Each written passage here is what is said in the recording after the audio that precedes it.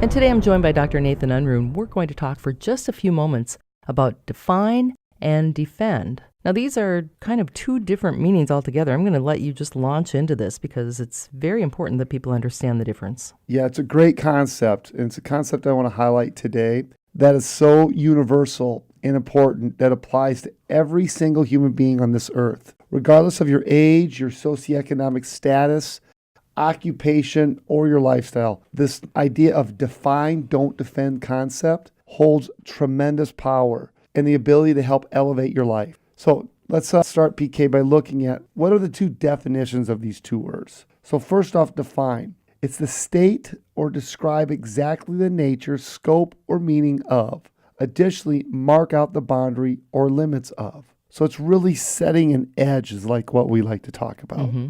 Defend is resist an attack made on someone or something, protect from harm or danger. Additionally, it can mean to speak or write in favor of, such as an action or person. So it's really an attempt to justify.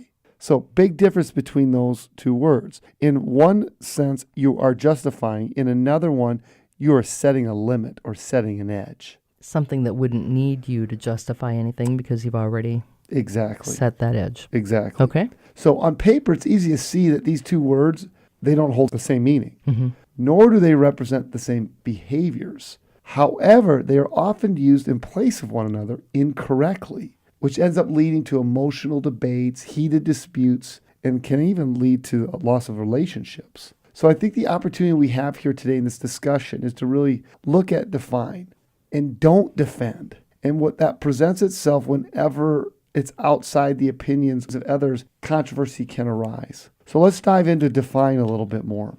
Just as the definition states, to define is to declare exactly who you are, what you do, and how you do it. Marking out exactly where you stand and supporting your stance with facts, data, and your past experiences. When you are challenged, define the facts of why you do what you do.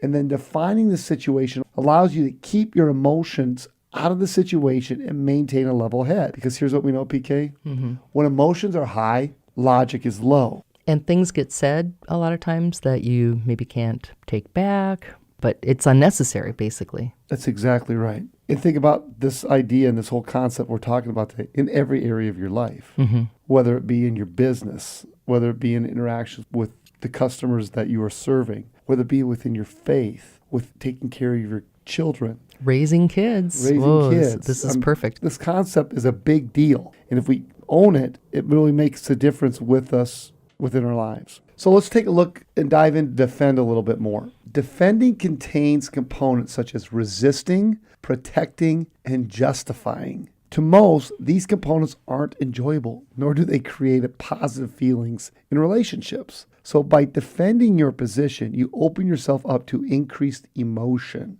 and will ultimately initiate a potential hostile interaction. And I think we've all been there. Mm-hmm. More times than I'd like to admit. Yes. And so I think being able to take a step back, letting what we call the neocortical component of our brain take over and not get too caught up in the limbic side of our brain, which would be the emotion.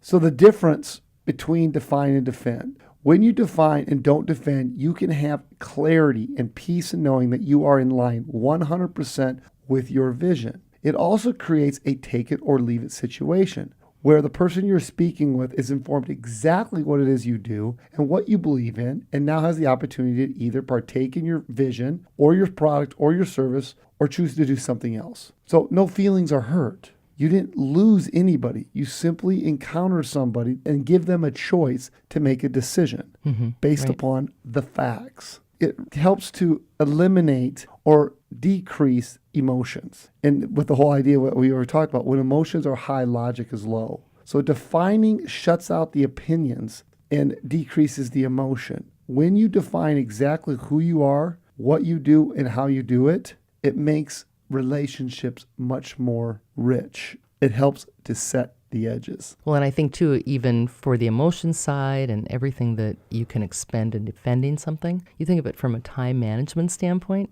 Think of the time that you would save even in your work situation. If everything was clearly defined and you have your goals and your vision, And anything outside of that, you don't have to defend it because that's already been stated. I love it. Yes. It's a simple concept, but so powerful.